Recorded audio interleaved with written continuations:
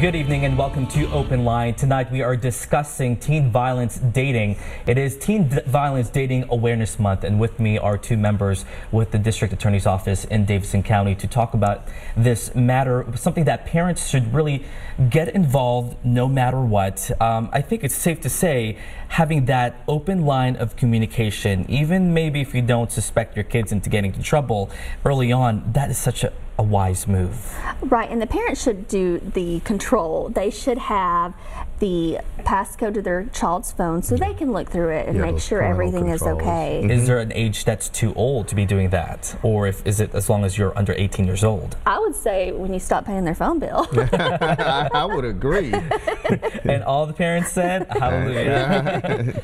All in favor. You know, we always talk about when we say violence, we think about physical abuse. But that's not always the case. Right. I think most domestic violence is mental. It is the breaking them down, thinking if, you know, I leave you, there's not going to be another person that will take you. You know, they beat them down, tell them that they are not pretty or not handsome, and make them feel as small as possible so they feel like they have nowhere to go. They can't leave. And then we also have not just those mental or emotional implications, but stalking, sexual implications as well. Can you guys talk about that? Right. Well, honestly, I think we take it for granted. It may sound kind of simplistic to say, but you don't get involved in a relationship with a person you don't care about most times. And so if you start off the relationship and you walk up to a person and off the bat you slap them or punch them or kick them, pretty certain you're not going to continue to have a relationship. So these things kind of happen and build over time. And to your point, I think that's absolutely correct, that in these situations, the cycle of violence starts a lot of times not with actual physical violence. I think it starts with gaining a person's trust. It starts with things like isolating them from their friends. It starts with the simple put downs, and then, you know, controlling where a person is. You know, they go over a friend's house, and then this person, they show up at the friend's house. Well, you thought you were going to have time with you and your friend just to sit down and talk, and no, this person comes along and they're intervening in your time. And why don't you come along? I don't want you to stay with this person. There's not a bad thing. And all that intervention, that's even before anything physical happens. And so there's almost this level of manipulation. It absolutely beforehand. is. It absolutely is. It is a whole pattern.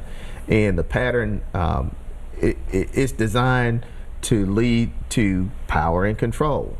And the thing about it is, if the pattern's never broken, when you see domestic violence graphed, it's not in a triangle, it's in a circle, okay? And you look at the circle of it, and the reason it's in a circle is because it won't stop unless there's intervention, unless somebody steps in or some kind of way, there's some involvement that breaks the cycle. And even with young folks, there has to be involvement to break the cycle. Well, I would imagine because this cycle from the habits and the personality traits early on at such a young age spills into adulthood. Absolutely. And unfortunately with your office, I mean, as a reporter, I myself have covered domestic related murders, murder-suicides, and I would think some of those, like you said, were just not broken early on. Right, and you know, a lot of the cases do start in juvenile court, and our hope is that we can get, you know, the victim and the aggressor both in there.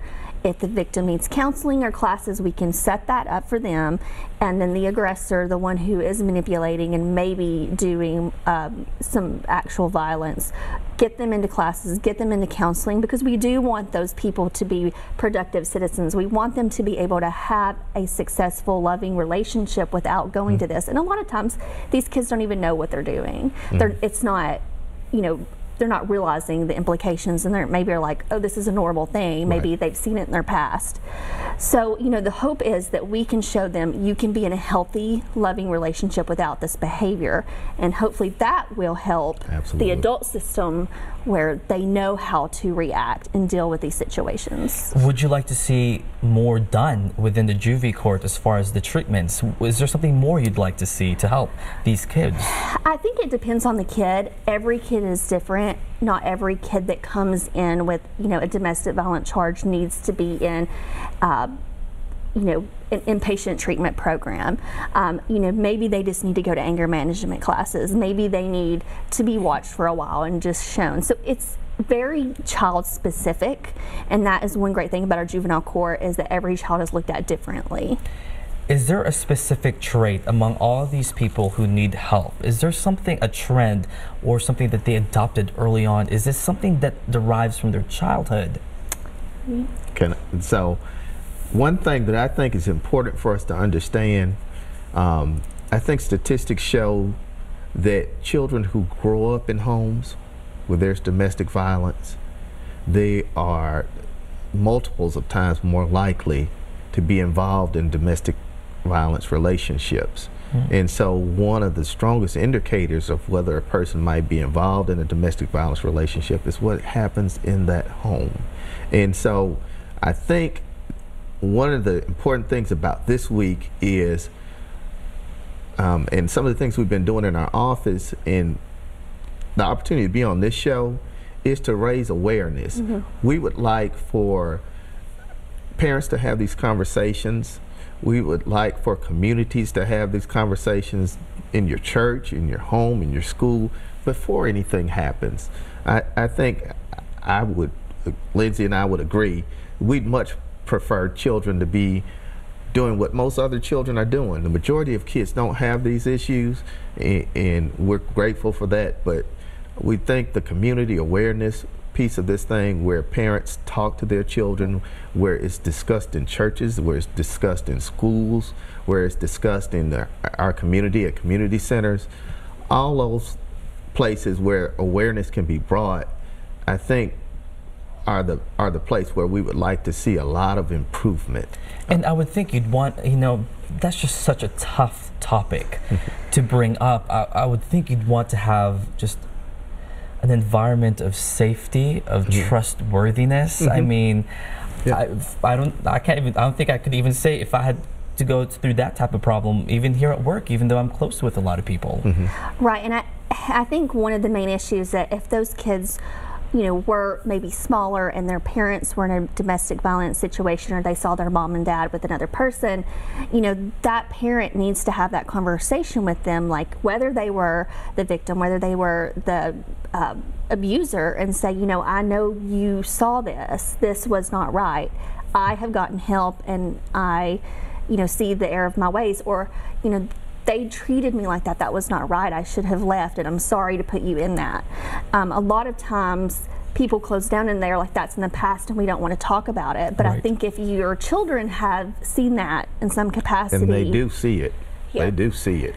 They may not tell you, but how can they not see it? It's happening in their home. They hear it. They hear what's going on. They see the bruises. They understand. They know something's wrong. All right. I know we have a caller right now.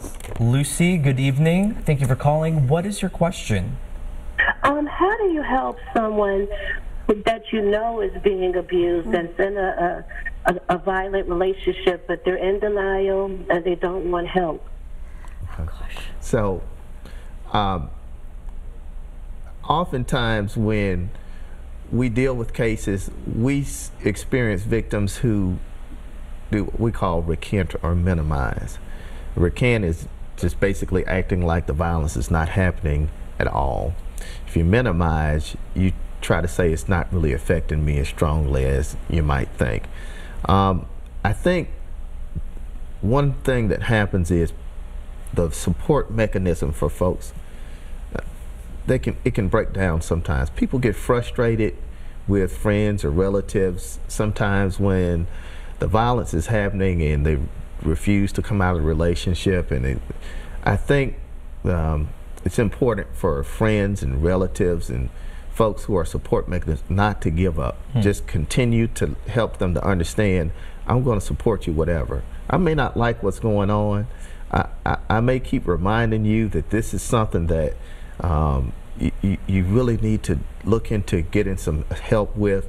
But whatever comes, whatever goes, I'm not going to leave you. Is it appropriate for that friend, even though as frustrated as they get, if their friend is not getting help and they are being abused, is it okay for you to reach out to someone else for professional help for this person?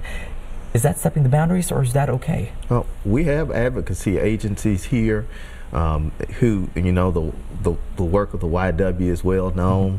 Morning Star, Mary Perry Center, the Gene Crow Advocacy Center, all these different places are advocacy centers.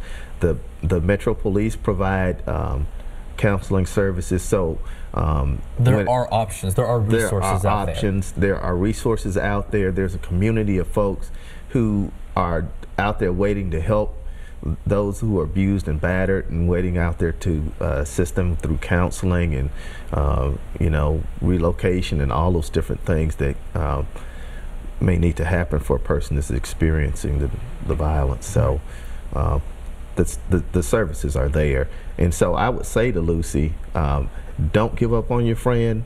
I would agree with you, Mr. Torres, that, you know, it's okay to investigate what those counseling services are out there, and, you know, very discreetly encourage your friend to maybe reach out to some of those places and, you know, get to at least try, just to check that out. Yeah. I'm not sure if this is the same Lucy, but hey, Lucy, what is your question?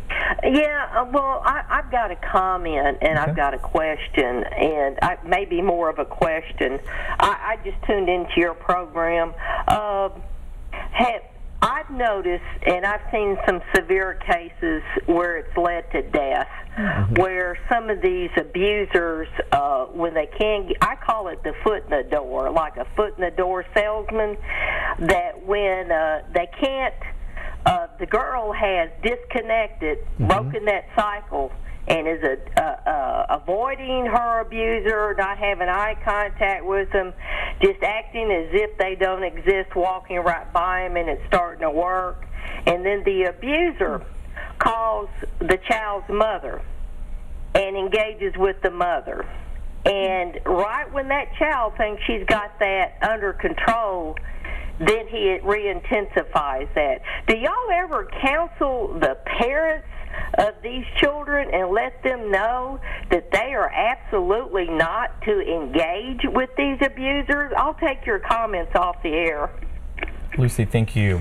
With juvenile court, if a child has a delinquent charge, is what we call it. We don't call it a crime, we call it a delinquent charge. We can not necessarily order the parents to go under any type of treatment or counseling. We can definitely suggest it and say this would be a great thing for you. We can make the child go through the treatment, but we cannot make the adult.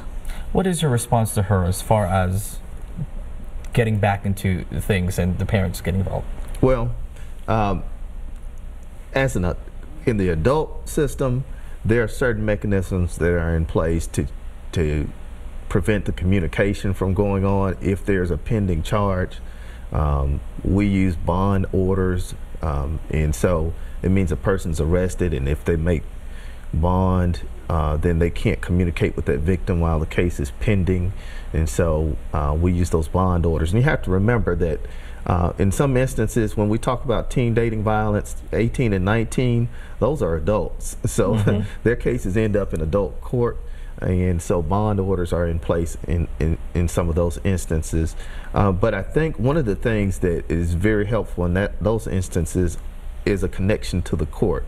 Our office, and I know there's an individual in juvenile court that works a lot with victims and works a lot with victims' families to explain different options in juvenile court and try to help them work their way through the court system. Our office at the district attorney's office, we have victim witness coordinators, and their purpose is to work with victims, to make contact with them, to help them understand the process, to make sure they understand what services exist out there, and also to try to field those questions that might come up sometimes when you're speaking with someone and you're in the midst of the situation, you can't think of all the questions you need to ask. But if you have this point of contact, you know who you can call, who you can contact, get your question answered, or get some progress on something that's happening. And create some type of bond so you can open up. I think that's what's important.